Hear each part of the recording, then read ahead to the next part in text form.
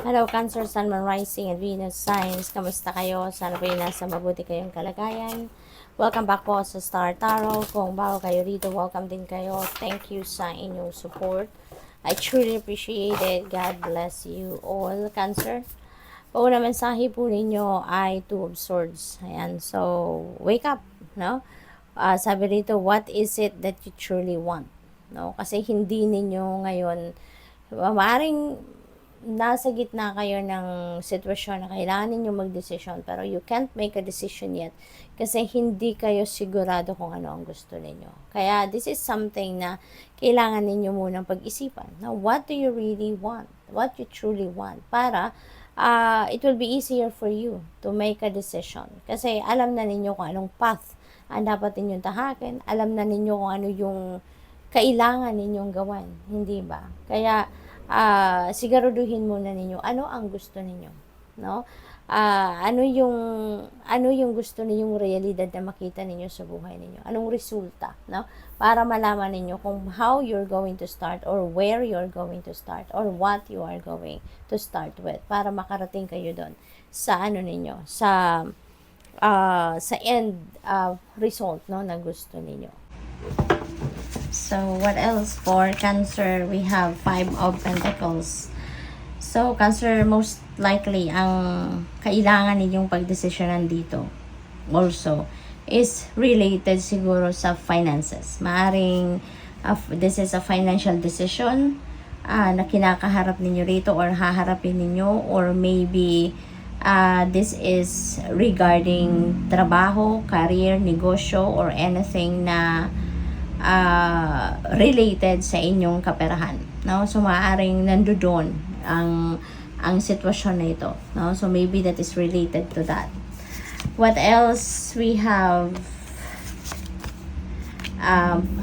Seven of Pentacles. So yan, so most likely pera talaga, no? So this is also a pentacle energy, so that is also regarding pera.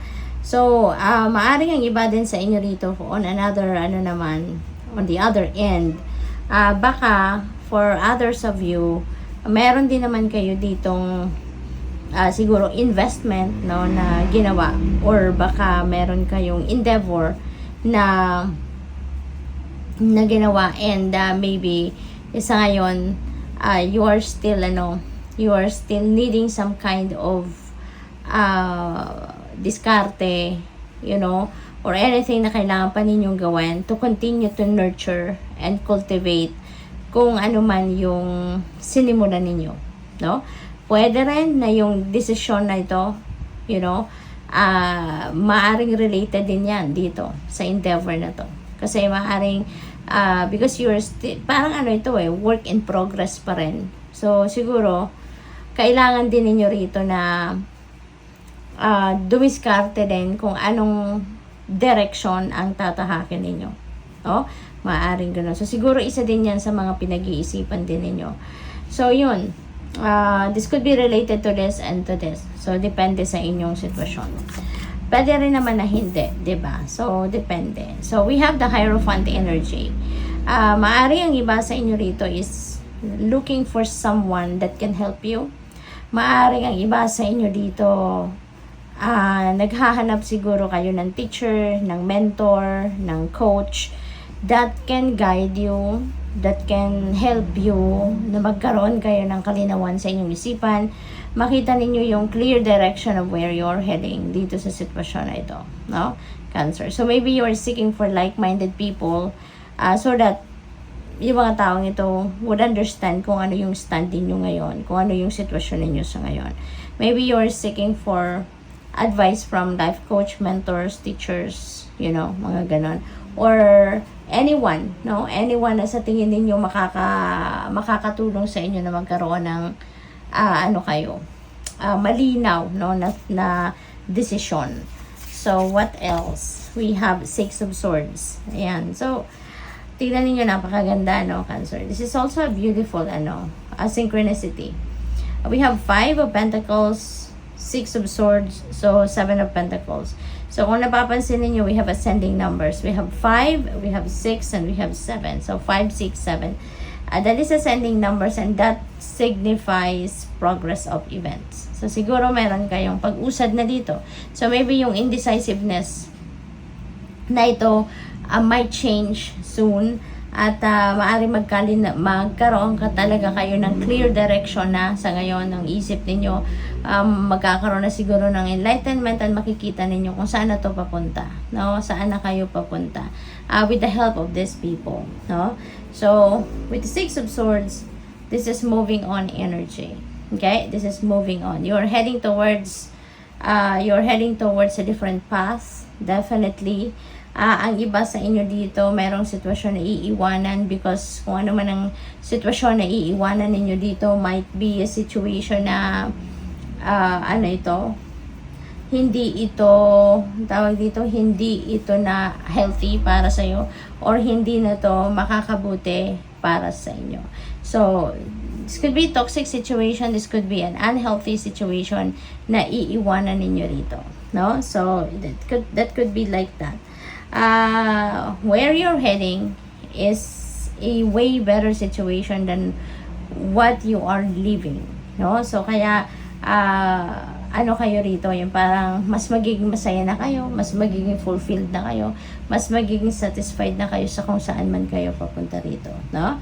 So this is definitely travel, no, for some of you. Maaari din na yung iba sa inyo na wala namang ganitong sitwasyon. Kasi, di ba, general reading ito. So, may mga mensahe dito that will resonate with you. May mga mensahe na hindi magre-resonate sa inyo. So, just in case, yung leaving na to from toxic situation doesn't resonate with you. So, maybe may travel ang iba sa inyo rin dito. No? Baka yung travel part na yon ng message dito, maybe yours, no? So, what else? We have 10 of Cups. Ayan. So, this is good. This is nice. Kasi pagdating naman sa loob ng usaping pamilya, at least, no, masaya kayo. Masaya kayo. Kasi kung ano man yung siguro kailangan ng pamilya, kung ano yung needs ng pamilya, maaaring nandiyan dyan. Maaaring napoprovide yun na sa inyong pamilya, yung ganun. No? So, at least, no, maybe that part is very nice para sa iyo kasi maybe you're getting also the support of your family members, maybe you're also getting the advice of other family members, no? We have Justice. You're getting what you deserve. Kung anong para sa iyo, Cancer, makukuha ninyo yan. Kung ano ang deserve ninyo, yun ang i-enjoy ninyo sa ngayon. So, things are going to be back in order soon. Kaya kung ano man itong sitwasyon na yan, that will fade away. At with the help of this like-minded people talaga, siguro mahahanap niyo yung solution dito. Mahahanap ninyo yung improvement sa inyong sitwasyon. No? So, what else? We have 5 of Wands. Ayan. So, 5. Siguro 5 of Wands. Meron dito siguro diskusyon. Merong hindi pagkakaintindihan. Maaaring ganun. For some of you, feeling ko sa trabaho ito. No? Related ito sa trabaho, Cancer. Siguro meron kayong promotion na binigay sa inyo and maybe may competition. No? Yung parang ganun. So, siguro meron mga tao dito na katrabaho ninyo na umalma. Merong mga katrabaho ninyo na siguro nakikipag-away, 'di ba, sa boss niyo or sa inyo mismo, baka kayo mismo yung hinarap, maaaring ganoon. So, good luck. Thank you for watching Love and Light. Namaste.